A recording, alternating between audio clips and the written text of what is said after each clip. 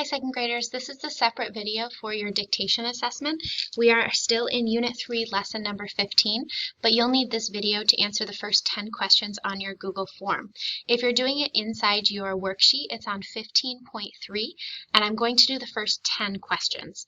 The first 10 questions are also on your Google form for today. So you are going to circle the word that I say in each row. It's your job to look at the 4 words in each row and listen to which word I say. Circle the one that matches what I say. This is only numbers 1 through 10, but this is on your Google form as well. Number 1, the word is playtime. Select the word playtime. Number 2, translate. Translate. Number 3, maintain.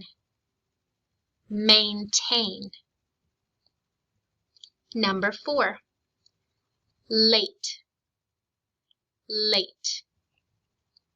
Number 5, plain. Plain. Number 6, tiptoe.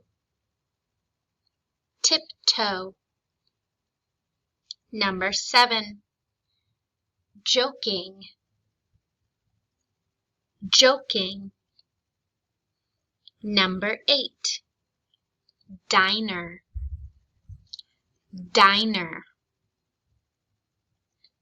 Number 9, smiling. Smiling.